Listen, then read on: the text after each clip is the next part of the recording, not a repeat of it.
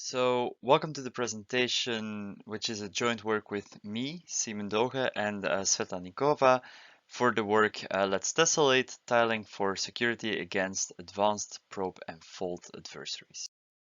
So the main focus of the work is in security models. So these are not the security models of things that are implemented. We want to give security arguments for the algorithms, our maskings, before we're going to implement it. So we're going to say, well, on an algorithmic level, before we're going to implement this, is the algorithm that we are going to implement it, is that going to be more resilient than another algorithm? And how do we argue this? So what do we want from these security models? We want three different things. The first thing is we want easy verification. We don't want to say, wait, well, we've secured the entire AES, or we claim that, but the verification of it is computationally infeasible. So we want somehow to say, well, we've secured this primitive and we want to be able to easily verify that. And the main technique you're going to use here is composable security. So that basically means, well, we can't verify the entire AES, but we can verify its S boxes and we can verify its linear layers. And if we verify those to be secure, then the entire AES will be secure.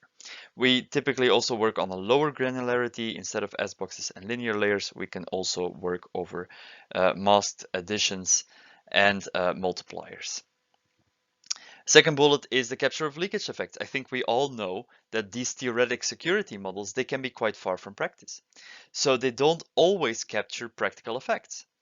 The probing model, for example, doesn't typically capture transition leakage effects or coupling effects. And so there is a measure of, well, how realistic is the security model?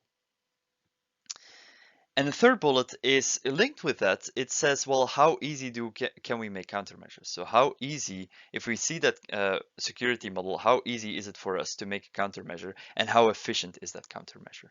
For example, what we don't want is to say, well, we made a security model, but the only applications that are going to be secure are those that use fully homomorphic encryption. Something like that we don't want. So we want some kind of efficiency from it. And so that brings us to the model that we're all going to be familiar with, that is the probing model. And so to go over it again, so in the probing model, we basically consider our design as a sort of circuit. And on that circuit, we typically work with masked values. So we have, let's say, a secret X, and the secret is divided into multiple shares. So our secret X is the sum of those shares. And in a probing model, the adversary can pick a few of the wires in that circuit, let's say a threshold number of them, let's say 2, and says, well, I'm going to probe the wires, well, these 2 wires. And so in this case, the adversary would see the exact value that was on that wire. So it would see the value x3 and would see the value x1 multiplied with another value. And we can say typical arguments of security hold, well, the adversary saw x3 and the adversary saw something in terms of x1, but the adversary did not see x2, and as such, it did not see the secret value. And so in a recent work from Chess, we've seen extensions to that probing model to capture certain realistic effects such as glitches. And so what we see is, let's say that there are register stages now in the circuit, which was something that the previous probing model already did not look into. Let's say that an adversary places a probe, and let's call the values on these wires A, B, and C. Then due to glitches, what the adversary actually sees in this model is both the values A, B, and C. So we basically give back all the values the adversary can see propagated by glitches until the first register is reached again. And so this is a way to say, well, at least we're giving the adversary not really realistic information, we're giving the adversary a bit too much, but at least this captures the effect of glitches. The second effect that was discussed in this work was the effect of transition leakage. And in this case, an adversary can, for example, probe a register, and let's say that the value in that register was A, and this value B, and let's say that these 2 registers, they denote the same resource. Then we allow the adversary to also probe the previous value in that register. So the adversary gets back from that probe both the values A and B. So in the last effect that is discussed in this work is the effect of couplings. So in this case, an adversary can probe a wire, and then depending on how we define the circuit, we can say, well, let's say that these two wires, they are coupled, and so call this the value A and B, and so the adversary would not only see the value A, but also the value B from that coupled wire. And so again, the effect of couplings could be described in a formal way in the probing model like this. So in this work, we take a look at the what is called the wire fault model. So this is basically the active security case in which we consider an adversary that can, for a threshold number of wires in the circuit, can fault the value in that circuit. And what do I mean with fault? It means that the adversary can basically do whatever it wants. If it can do a bit flip, so let's say just +1. If the original value was 0, then it gets mapped to 1. If it was 1, it gets mapped to 0. But the adversary could also be allowed to do a stuck-at fault. So no matter what this value was at the input, the output value is going to be 1 or at the same time.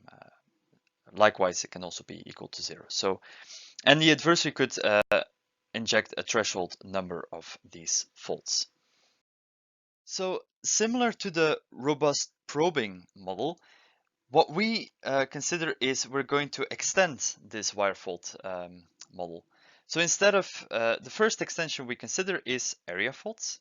So in this case, we say, well, a fault can affect a wire, but in fact can do way more than that. A fault can actually potentially infect a whole area of the implementation. So a bit similar to coupling effects, we would need to consider some sort of distance between wires and distance between resources to say, to kind of get this topological effect and say, well, this entire area in the design would be affected by one single fault.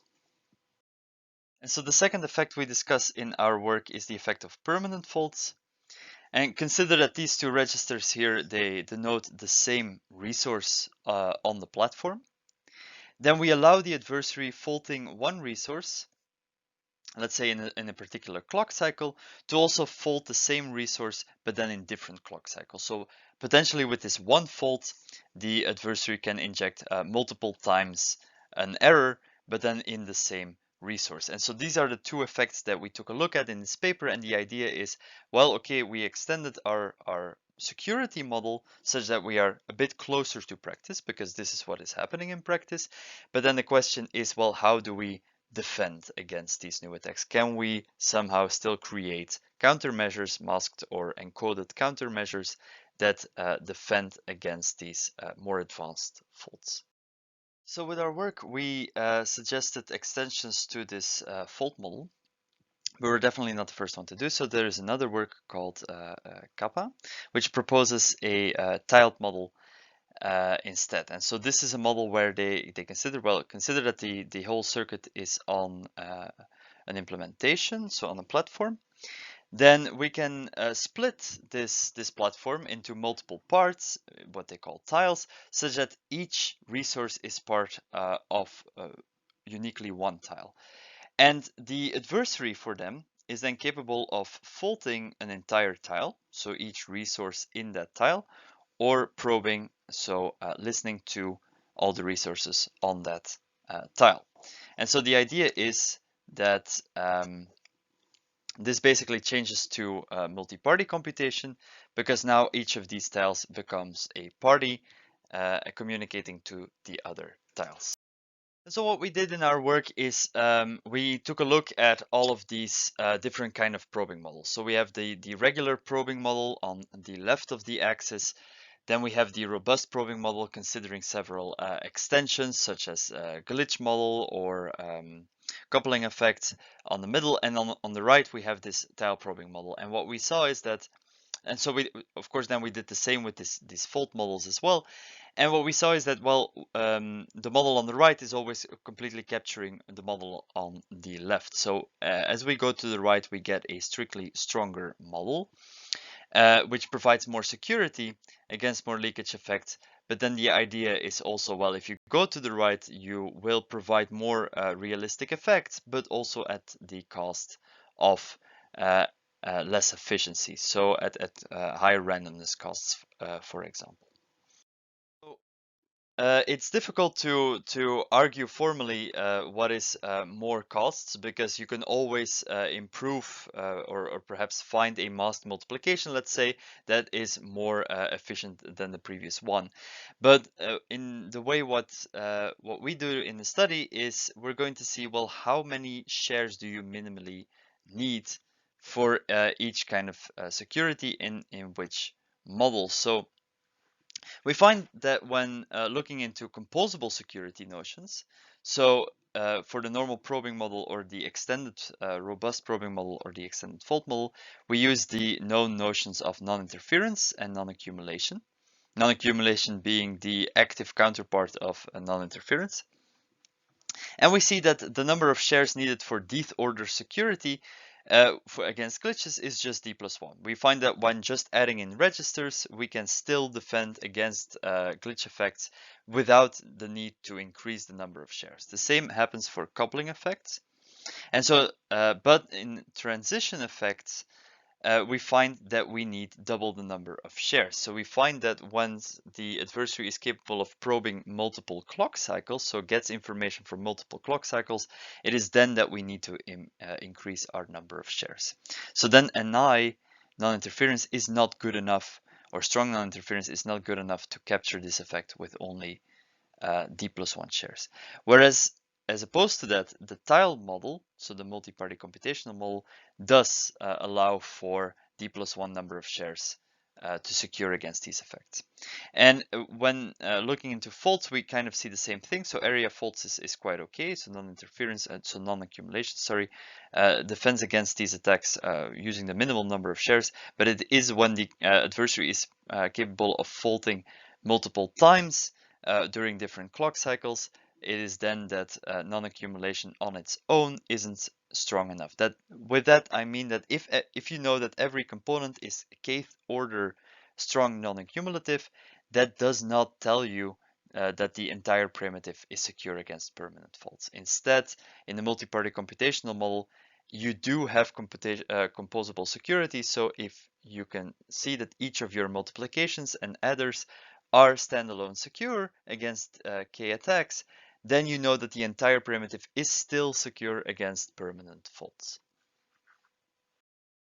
So of course the previous slide was quite fancy, and you might think, well, that's all very nice. You require fewer shares in multi-party computational models, but that's just a theoretic thing.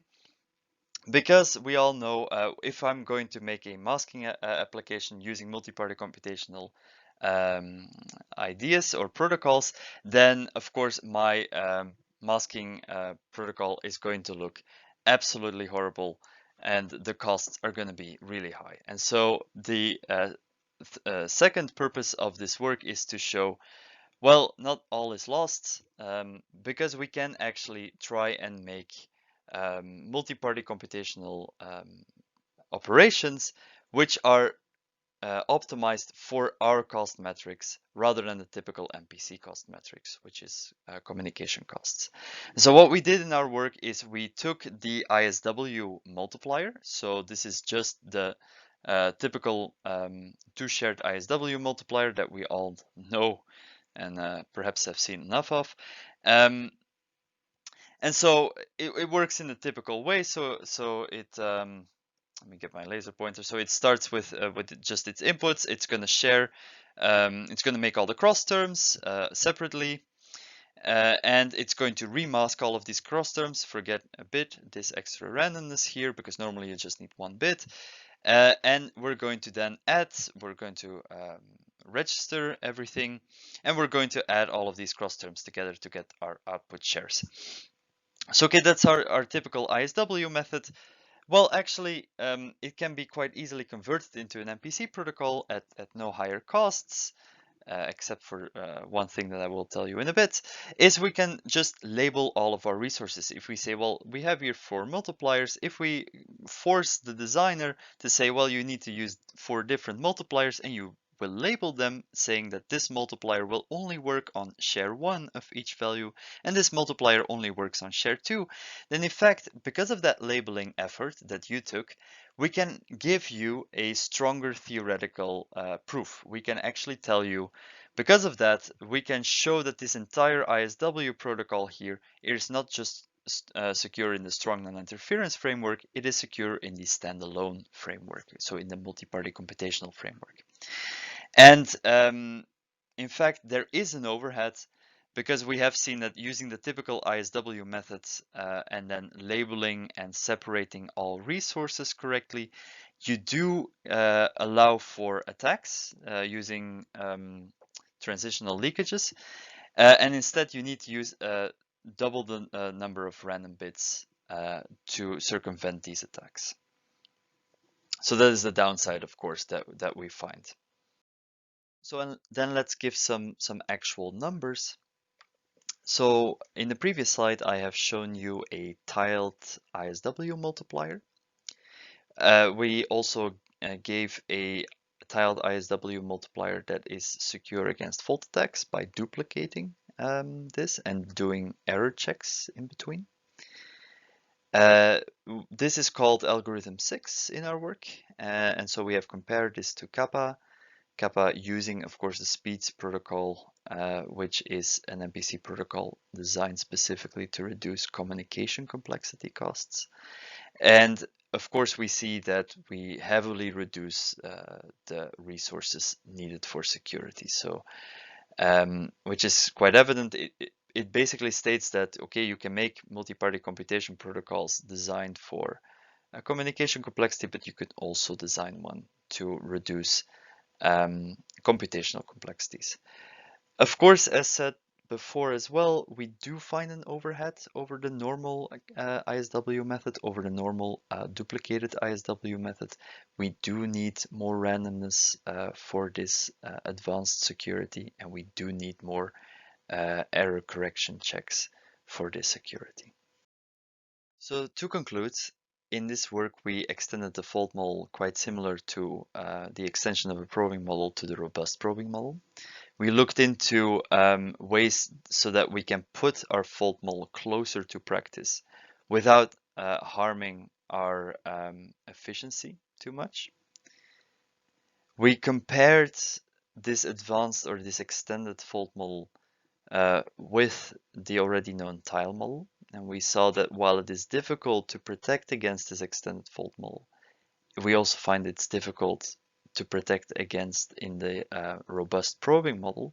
We don't know how to algorithmically protect against transition leakage at this moment. The tile model does capture these effects quite easily and allows for algorithmic countermeasures. These countermeasures then we've shown can be quite efficient.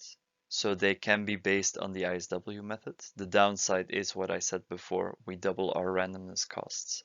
We get more equality checks or error checks. But the hope is that, and that becomes the future work, is that if we investigate this more closely, that we can in fact reduce the costs further than that. So what we have not shown is that you have to double the randomness cost. It can be that you find methods which do not require this overhead. And so this would be very interesting future work, is can we extend our masked multipliers in these models and show that they are secure without harming efficiency too much. And that brings the end of the presentation. Thank you all for your attention, and let me know if you have questions.